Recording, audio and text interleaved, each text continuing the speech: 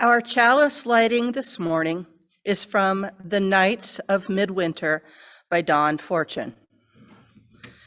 We light this chalice as a symbol of our free faith. We light this chalice to remember the miracle of the oil that burned for 8 days.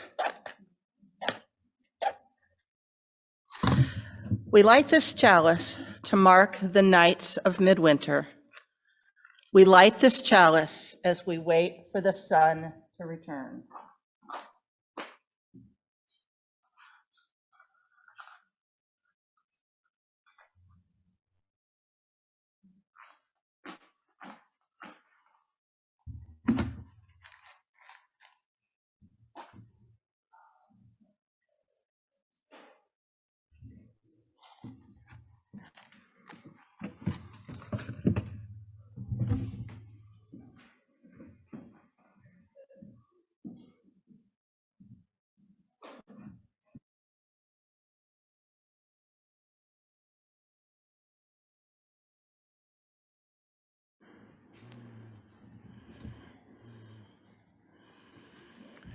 It's a Hanukkah miracle. 2-year-old matches still light. Good morning and happy Hanukkah. I'm Reverend Amy Petrie Shaw. My pronouns are they, them, and theirs. And our church is built on land that is the traditional territory of the indigenous Iowa people. And as always, whenever you hear a land acknowledgement, please consider donating $1 or more to programs or services created by or supporting Indigenous people. We ask that everyone online keep your mics muted during the entire service, please. This evening is the 8th night of Hanukkah. And even though this is definitely not the traditional hour to light the candles, so many of you have asked that we are going to do it. And Patty is going to light for us.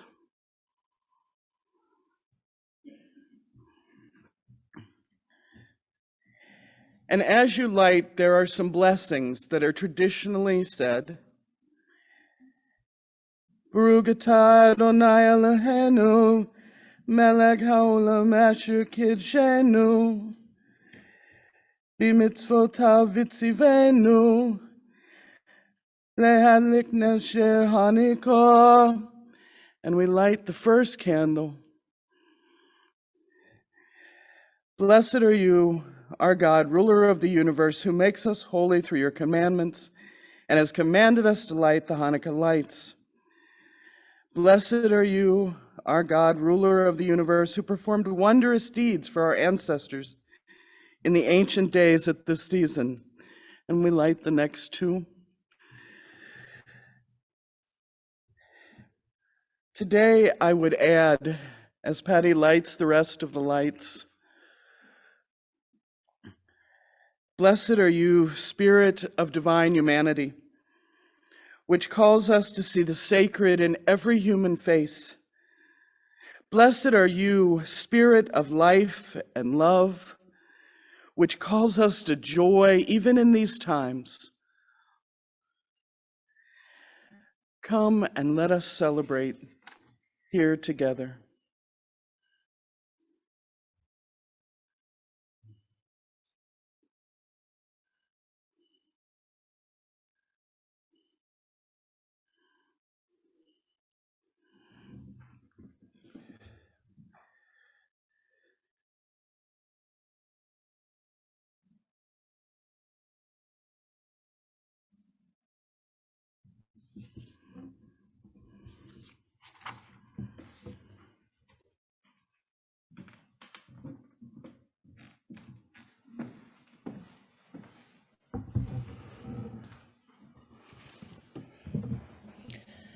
Welcome to the First Unitarian Church of Des Moines.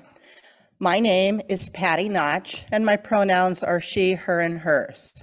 Thank you for joining us this morning.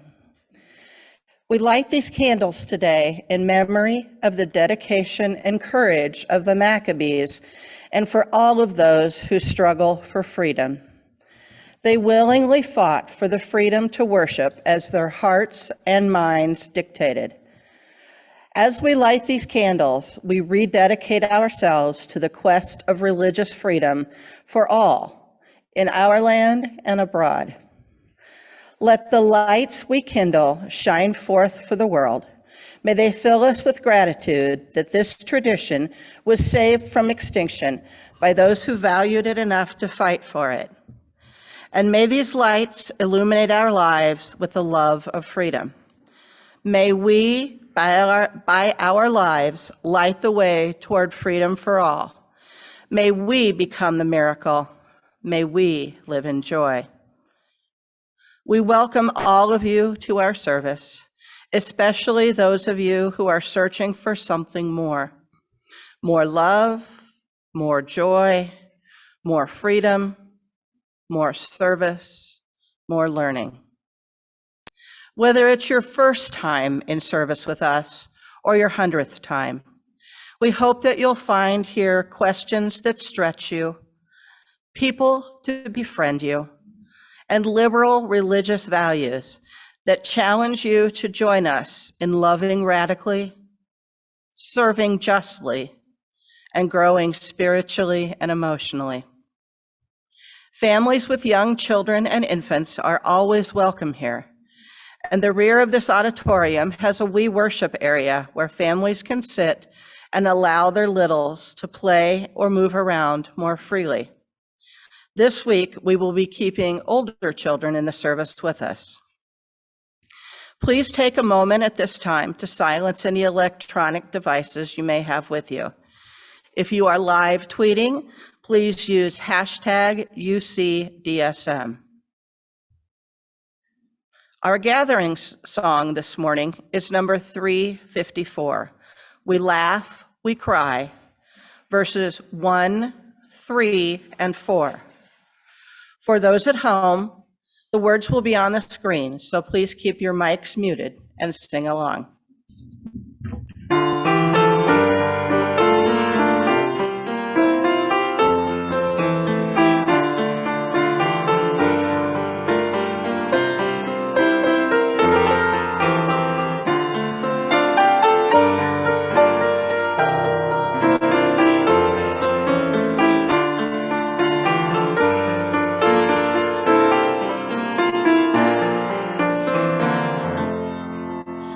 We laugh,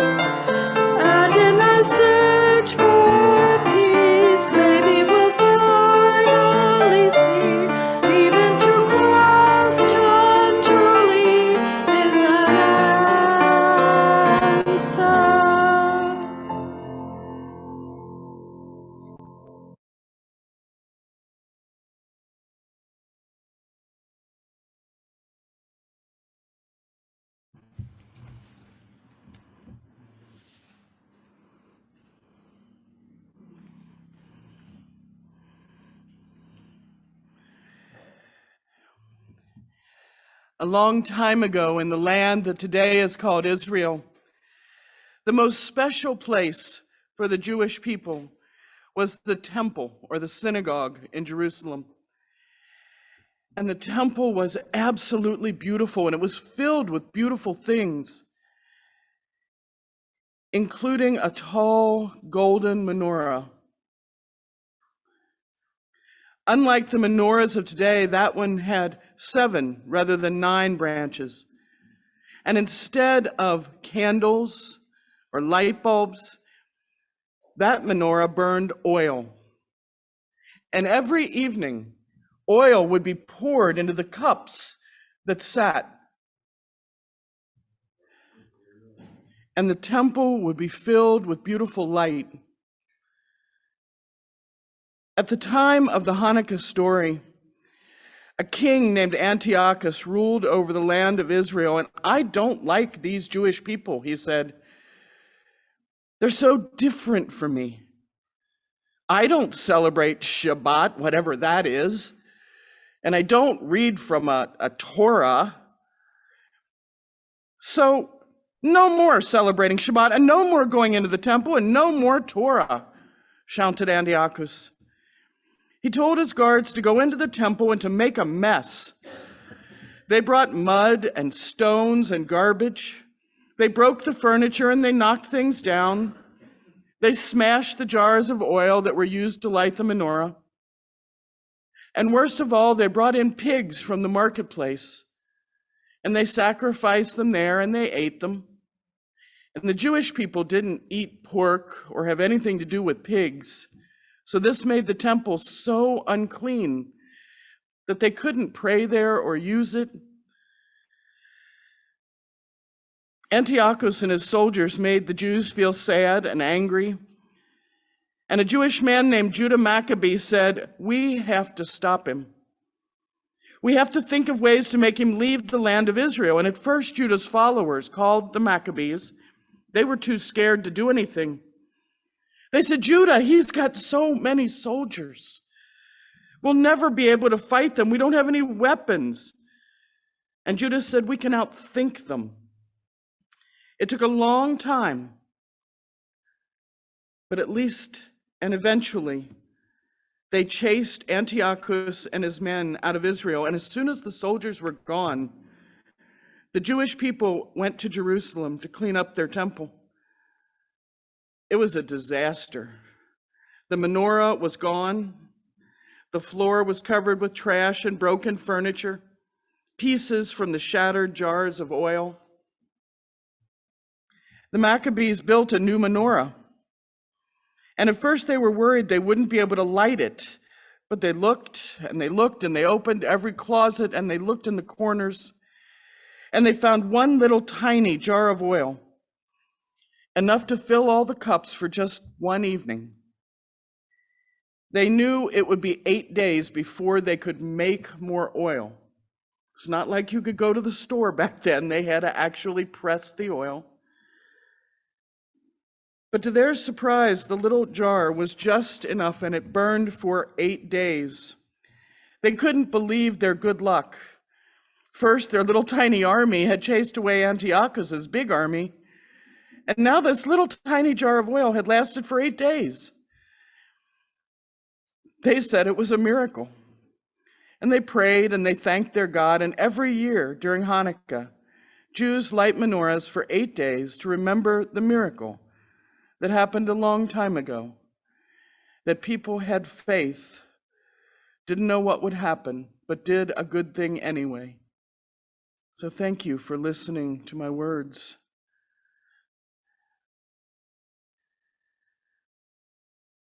Our offertory today is probably the worst joke I've ever told.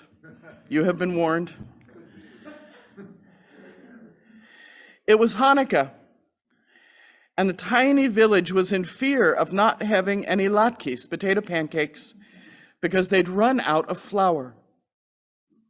Rudy, the rabbi, or Rav, was called upon to help solve this terrible problem. And he said, "Don't worry, you can substitute matzah meal for flour, and the latkes will be just as delicious." The rabbi's wife, Sheila, wasn't sure that this would be okay. Sheila looked at her husband and said, Rudy, are you sure this will work? And Rudy said, wait for it. Rudy said, of course. Everybody knows. Rudolph, the Rav, knows grain, dear.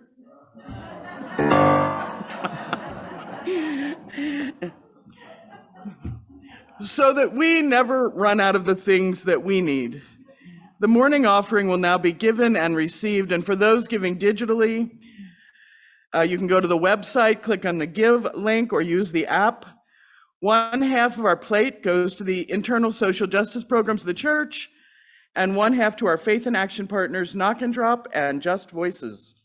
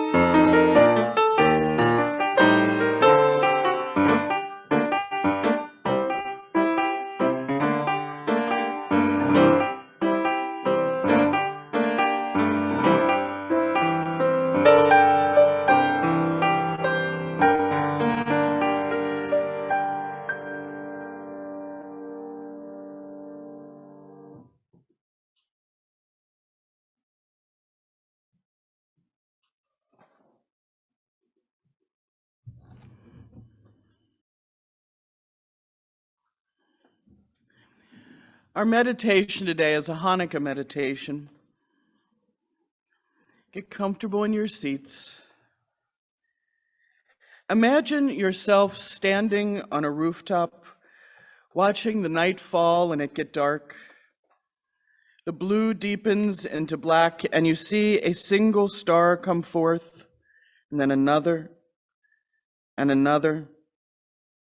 The darkness kindles starlight upon the sky as surely as you kindle light in a menorah. By the time the 8th star appears, the entire sky releases her storehouse of sparks.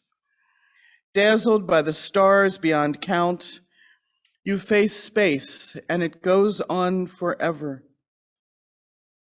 Seeing this endlessness from your rooftop perch, you are reminded of the infinity of humanity.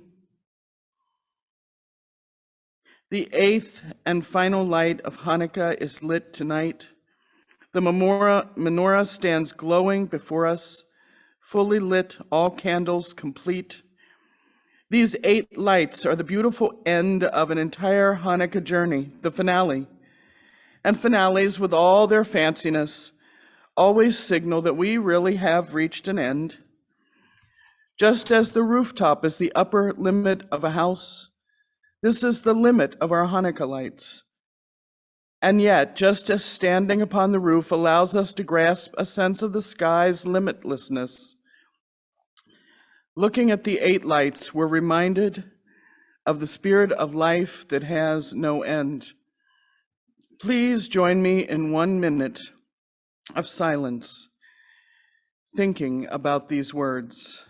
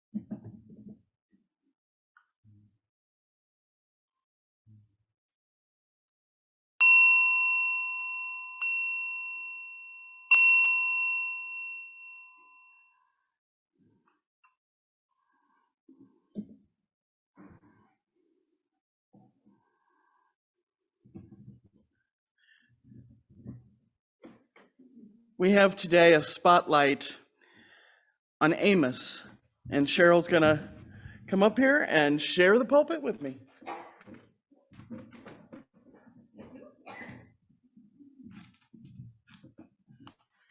Good morning.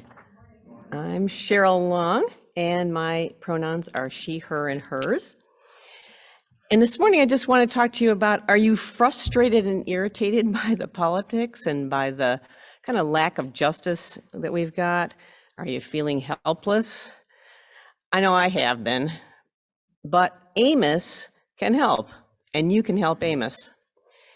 Amos has power. As an Amos member, I have none.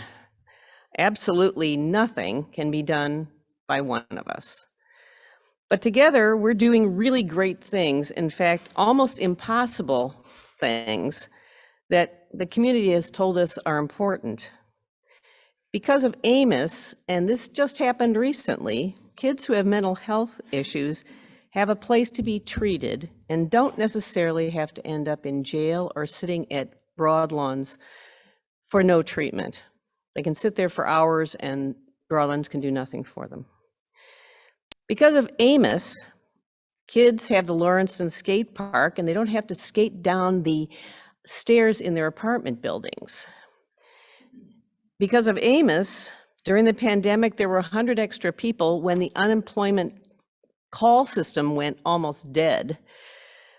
And we just pushed so that there were more people to answer the questions that people had and to get them unemployment, and also in other languages besides English. And because of Amos, we can work for social justice, and that's what we're doing right now. We're working on affordable housing, we're trying to get more nurses in training, and especially from the immigrant community or people who might not normally think of that as being able to have that career. And we're trying again to get more mental health care for kids. There's much more success, and I would ask you to stop by our Amos table at the end of church. And how did I get into it? Well, I've been watching it for a long time. And finally I said, time to do something. When I was a child, we were poor. I remember my mom telling me that she went to the pantry and there was only one can of tuna. The stress on my hardworking parents was really terrible. And as kids, we felt it too because we had no control over anything. It still stays with me today. Amos gives me a way now to make sure that other people don't have to have that experience. But Amos does need your help because it is a group of us, not just a few of us. And there's two ways you can do that. They're both important. One is to donate to Amos, and one is to take a short survey if you are a Polk County resident. We now have the ability to have a lot of money coming into the county, and there are lots of hands that want to grab onto it. But the county listens to citizens. If there's enough of us that can stand up and say, here are our priorities, which we'd be happy to tell you what Amos's priorities are. And if you could just go online and take that survey, it would make an enormous difference in how we can get those priorities funded. Coming up, we have an invitation for you to an Amos forum in January. But for now, this is the season to kick that frustration to the curb by supporting Amos. You'll feel better. I guarantee it. Thanks so much.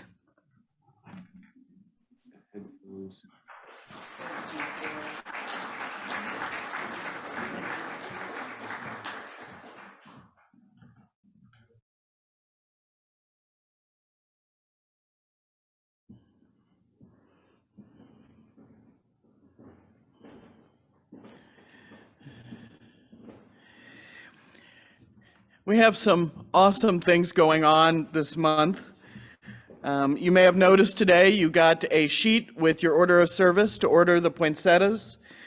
Please consider ordering one this year. It'll be our first year back in the building for Christmas in several years. I think it's going to be a lovely evening. We are having 2 in-person services. The first one is the family-friendly service. We'll be doing the no talent / no rehearsal pageant. I really encourage you to come to that one. With a warning, you may be stuck being a sheep.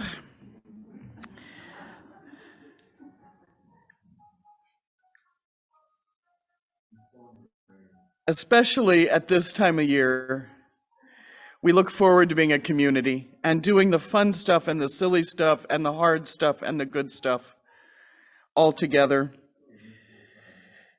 Sarah Lauer, Mike and Karen Lauer's daughter, had C1, C2 fusion and stabilization surgery in Maryland, just outside of Washington, D.C. She was released to the apartment they're renting. The doctor's actual comment is, her neck is so stable we could drop her out a window and she'd do fine. Mike did fly back home, but Karen and Sarah are still there. They're waiting for her next surgery, which is coming up pretty quickly. I think it's the middle of December. They are still appreciating Grubhub gift cards, and cards are welcome. Emails of, welcome and love and joy are also appreciated. Jane Bell's daughter, Julie, let us know that Jane's at Methodist, had surgery for a fractured hip from a fall. So please send cards to her home, 3930 10th Street. I'd like us to share together now the names of anyone who could use special care and attention. I'd like to hold up the victims of the Michigan shooting. Please hold them in your heart. You can type the names into the chat, or you can call them out loud, and may the love of this community hold them all.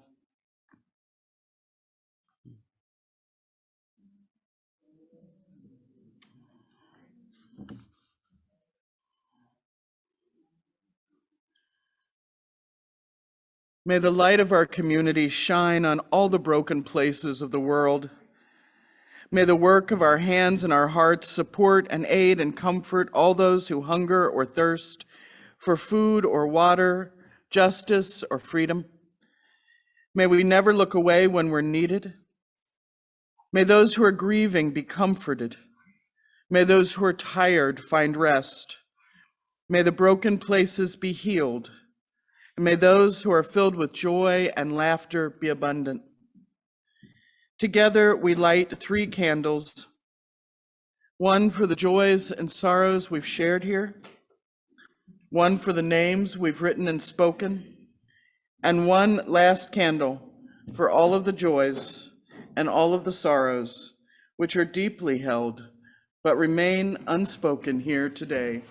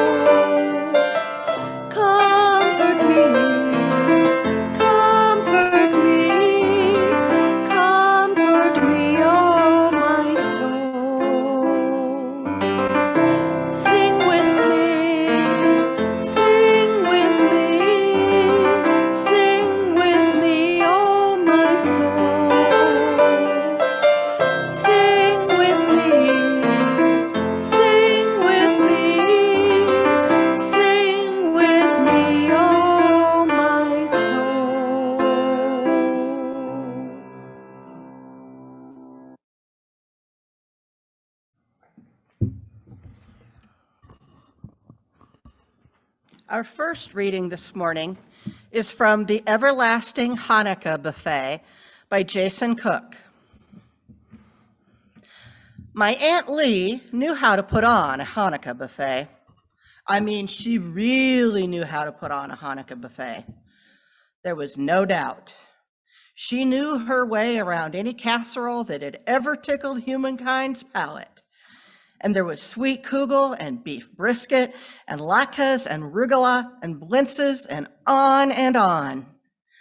And this buffet would appear at her home during Hanukkah, Dishes lined up neatly across the island of an immaculate kitchen that never betrayed a sign that there was any effort that went into the process.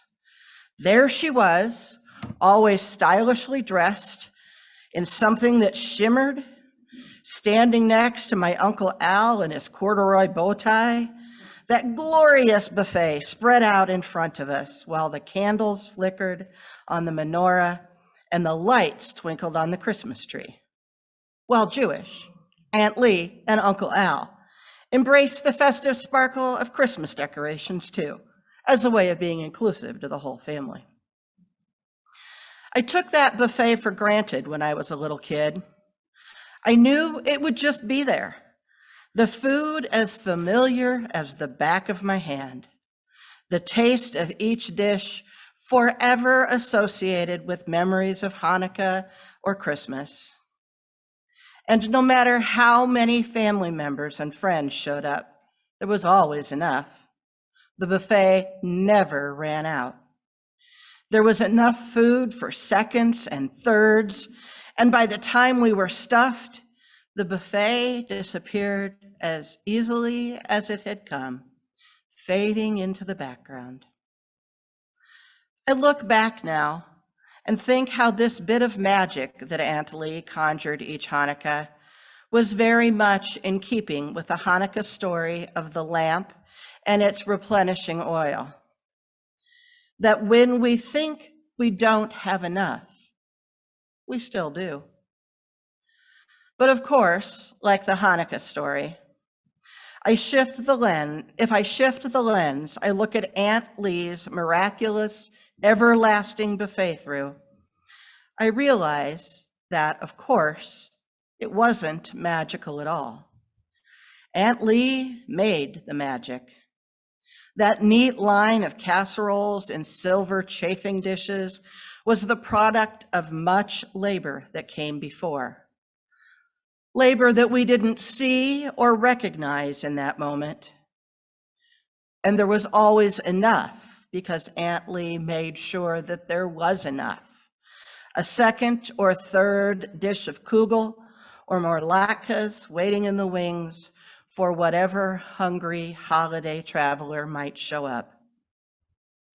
I think for me, that is the lesson of that Hanukkah buffet. Abundance is ours. There is enough for everyone, but only if we are intentional in sharing all of that abundance. Aunt Lee died last year, and Uncle Al is busy playing cards in an assisted living facility these days. But the buffet, it belongs to all of us. It's the responsibility of all of us to enjoy, to appreciate, to share in all its miraculous, everlasting abundance.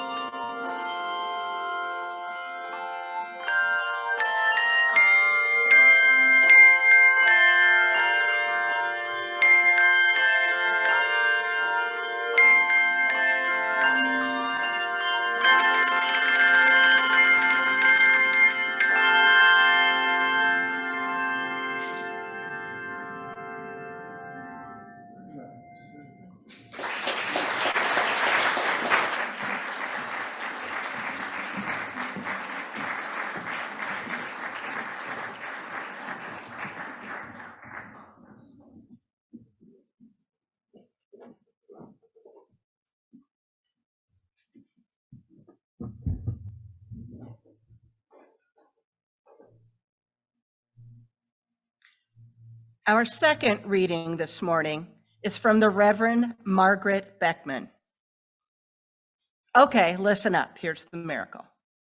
The Maccabees decided to light the menorah anyway, even if only for a day, as a demonstration of their faith in God and their determination to practice their religion. The lamp did not go out. The lamp burned continuously for 8 days, the exact time required to make and consecrate new oil. In memory of this practice, Jews light the Hanukkah menorah for 8 days each year. Then they eat, play games, and exchange presents on each of the 8 nights of Hanukkah. Well, that was the short version. There are longer versions. They all end up with the people remembering the miracle of the oil that burned for 8 days with a single day's portion, then eating and making merry with family and friends. Okay, here's something I didn't know. While the Hanukkah candles are burning, the only thing permitted is enjoyment. No work, not even homework.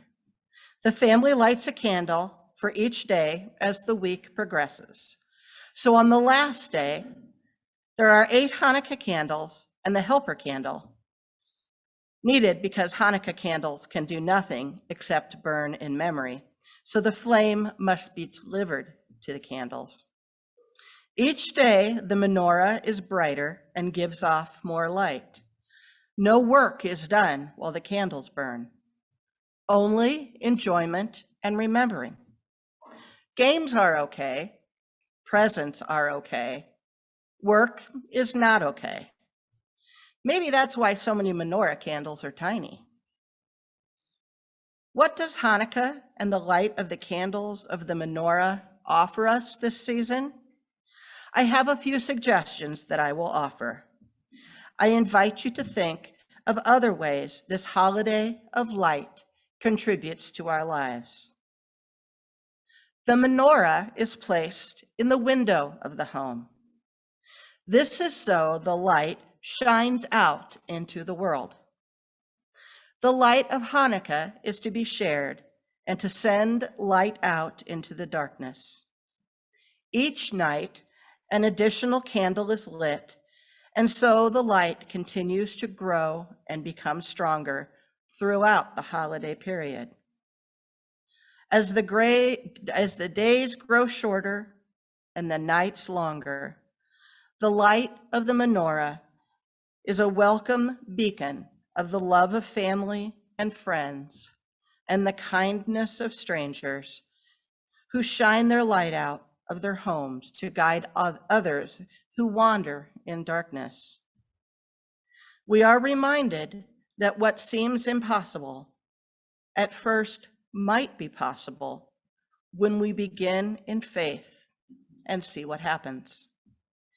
If we don't try or never take that first step, we will never achieve the end we desire.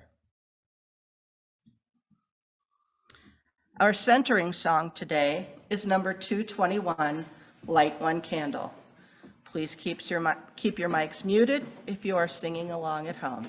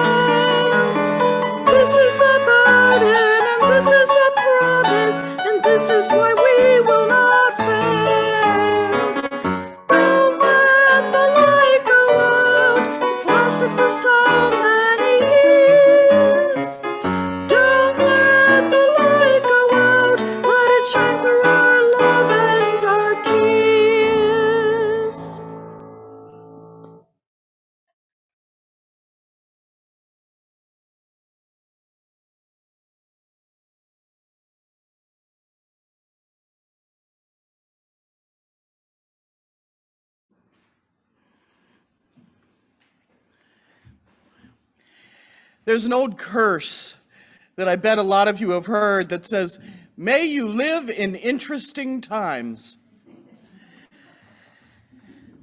We're living in interesting times right now. The pandemic waxes and wanes, school violence happens. And I hear people say, well, what can I do? What can I do? It seems like the world is awful. And there's a straightforward answer. What you can do is keep carrying the light. There's a great poem by poet Jan Richardson. It's called "Blessed Are You Who Bear the Light." It goes like this: "Blessed are you who bear the light in unbearable times, who testify to its endurance amid the unendurable, who bear witness to its persistence when everything seems in shadow and grief. Blessed are you in whom the light lives, in whom the brightness blazes, your heart a chapel, an altar, where in the deepest night can be seen the fire that shines forth in you, in uncountable faith, in stubborn hope, in love that illuminates every broken thing it finds." This isn't about some outside divine presence carrying light into the world. This is about us. Hanukkah is all about that joyful, wonderful, miraculous light. We heard a simple children's version of the Hanukkah story earlier today.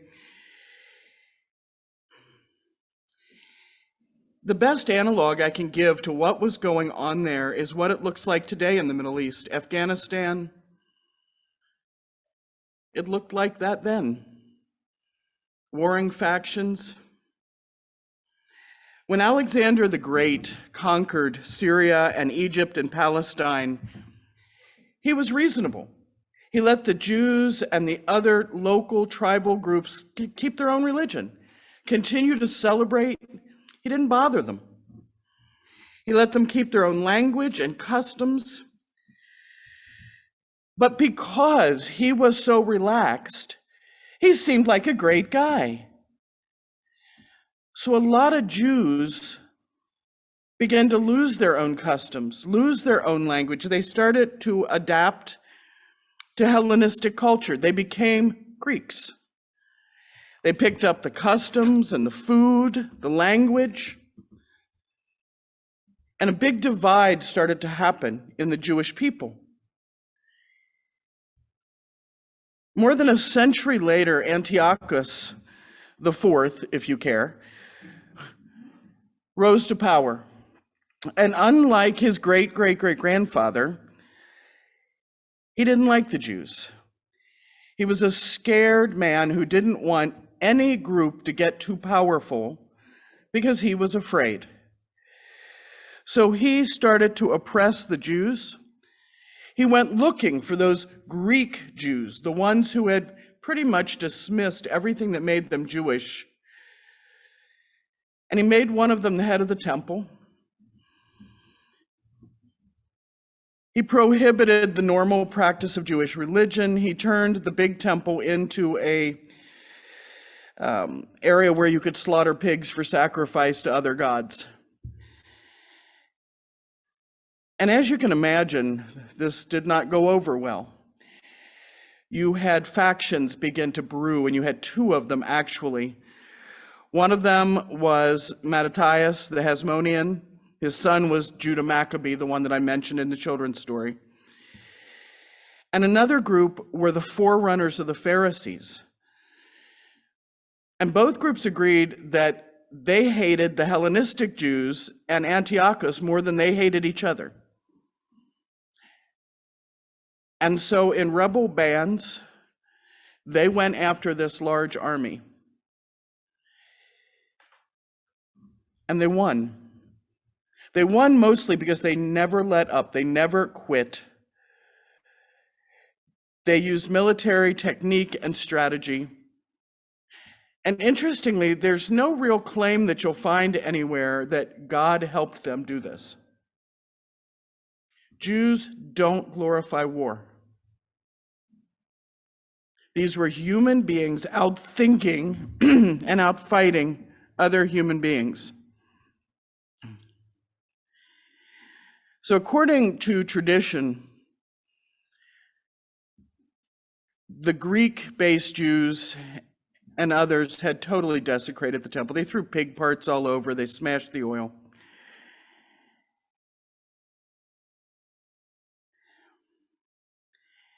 And when they went to find the oil for the Hanukkah, what we today call a menorah, back then it was gorgeous, it was gold. You poured the oil in and it would light, the top would burn through a wick. The miracle isn't that it burned for 8 days. That's not the miracle. Miracle is not about a God doing something. The miracle is that a human being, a group of human beings, found this one lousy little jar of oil and said, we're going to risk it. We're going to risk it. We're going to do it. We're going to fill it. We're going to light it. And we're going to do everything in our power to get more oil done. We're not trusting that anything is going to make this work, but we're doing it anyway.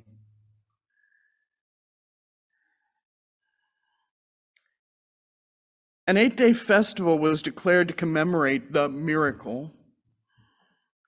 So officially, Hanukkah commemorates the miracle of the oil, not some military victory. 8 days of deep thought and prayer and remembrance about what this means to us. 8 days to lean into the joy of knowing that, you know what, good things happen. There's a deeper level to the story that's drawn from more mystic Jewish thought. Some of you may have heard about Kabbalah. Kabbalah means to receive. It's a set of mystic Jewish teachings. They try to explain the relationship between infinity and the mortal and finite universe of all of us. This isn't about what you should believe in. It's about how they describe the relationship from the ultimate to the personal. Hasidic Judaism, the branch that my birth family belongs to and that I belonged to for years with them, says that it's all one thing. There is no separate God. There's no person out there. It's one web, one connected set of ideas, down from the smallest bug up as far as you can see. Any version of the real world, they say, is just this divine oneness appearing temporarily in another form. It ebbs, it flows. So for some mystics, the goal is to have the spiritual and physical elements of life reconcile. Physical life, a reflection of whatever that infinite is we all belong to. So in mystic thought, that temple, that sacred place represents the point where the ultimate and the eternal and the finite are perfectly in balance, perfect opposites, meaningless without the other. Think about a yin and yang. The Baal Shem Tov, the rabbi who founded the Hasidic movement, said the temple's a place of reflective symmetry. And Rabbi Harav Ginsburg says, reflective symmetry is the result of two inverse elements possessing hidden references to each other. So the black and the white dot in the yin and yang. This is understood across multiple cultures. By defining themselves in perfect contrast, perfect contradiction to one another, these elements enter into a symmetrical bond. Darkness included within light, light included within darkness, the power of the color black to shine. So for them, the temple being desecrated represents all the places in our lives where we're broken off from the sacred. The place where we offend against our own higher beliefs. We devalue ourselves or other pieces of creation. For Unitarian Universalists, this is the place where we act like we don't belong to the linked web. The place where we forget the value of other humans and where we deny meaning. We don't know. No one knows if the miracle of the oil really happened. There's no way to know that. But for mystics, what matters is the faith and the trust that were shown as Jews chose to light the lamp. No one has ever suggested that they lit the lamp and then said, we bet God is going to miraculously keep these lit. Nobody said that. They saw there wasn't enough and they did it anyway. They reached for the light in the darkness. Their trust was the miracle. They were the miracle. As a piece of human existence, they reached out and they said, let there be light. And I will trust that when I create light, more light will come.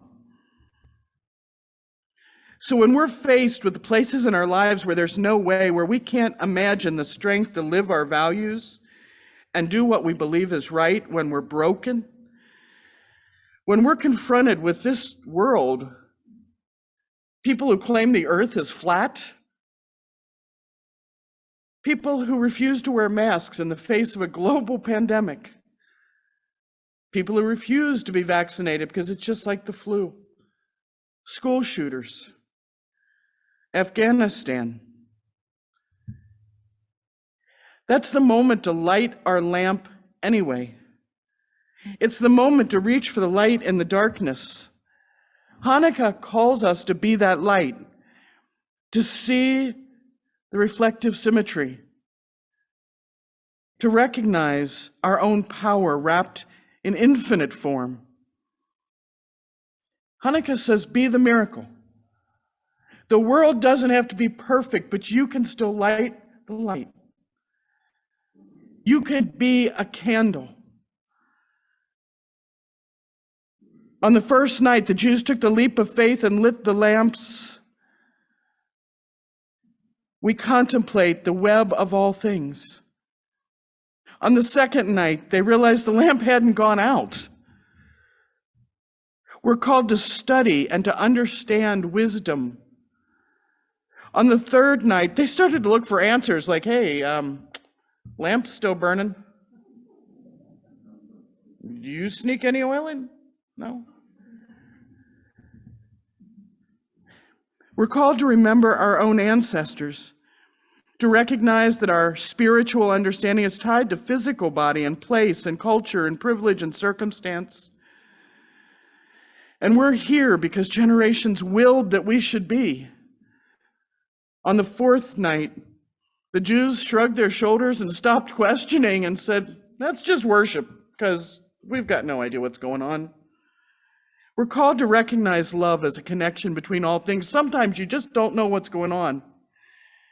Sometimes the bad in the world is too much, and all you can do is say, you know what? I love my neighbor. I'm going to go take them an apple pie. Sometimes that's all you can do, but it's a light in a world. On the fifth night, we recognize the need for harmony between opposites, body and spirit, dark and light. We remember that we cannot be at peace unless our neighbor's at peace. The sixth night symbolizes creation. This is the day on which we must choose, deliberately choose, to be our brother and sister and others' keeper. To pick the light consciously. It's not enough just to be good. You've got to pick being good. On the seventh night, we're called to recognize the patterns of existence. On the eighth, the oil was ready and the lamps were refilled and the miracle was over and the light had triumphed. So when good comes, when you beat back the bad, celebrate. Lean into the joy. You don't have to beat it all. You can just love the moment you're in and lean into the joy. Because just for that minute, good won. A miracle of the Spirit. A miracle not based on winning a physical fight or a war, but on faith and trust and daring to be the light, daring to be the miracle, daring to be the joy. Hanukkah gives us a lens of hope for everything we face every day. It tells us just to trust that we can make a difference, that we can be the miracle we need, even though we can't see the whole picture. We can't fix the whole picture. We can light up our little corner. There's a marvelous story that says when the Jews were fleeing Egypt and they reached the Red Sea, the sea didn't just part like you hear in the children's versions of that story. The story goes that Moses made the sea open up and the Hebrews escaped through it, but the mystic story says, It says they got to the edge of the water, that's true, and Moses put his arm up and commanded everything to separate, but not a thing moved until the first Jew reached the edge of the water and took a step and then another step and realized the water wasn't moving, and he kept walking. And when the water got to here, he took another step. And the mystic version says, and that moment the seas opened. They opened because he was willing to trust himself and in the good he was doing and in the good that was possible in the world. And you can too. Trust yourselves. Light the Hanukkah candles if that matters to you. Light your own candles if Hanukkah doesn't matter to you. Walk into the water. Light the lamps. Lean into joy. Be the miracle. There's good in the world. You're it. Amen.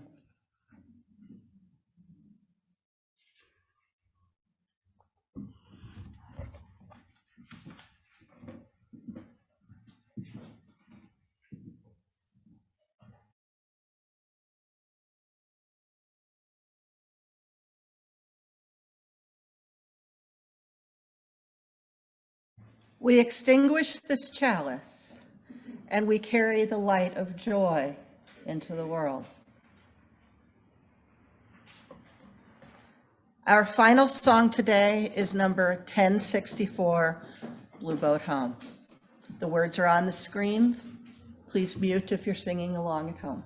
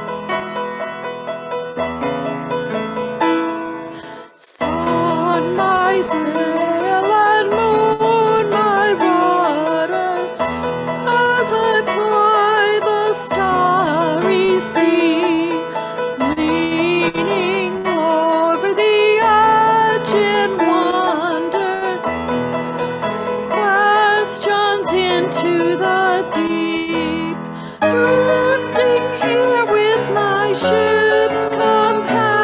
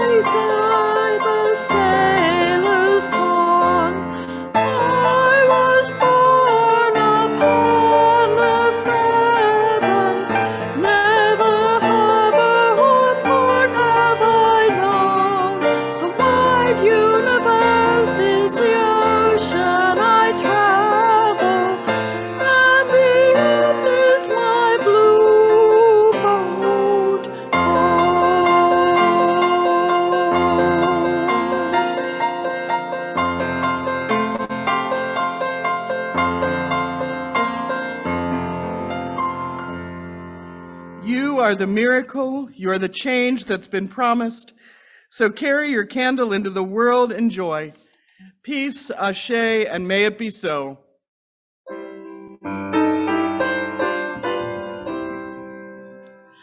Soul of truth, eternal goodness, sojourn with us as we part. Fill our minds with high endeavor. Keep us just and pure in heart.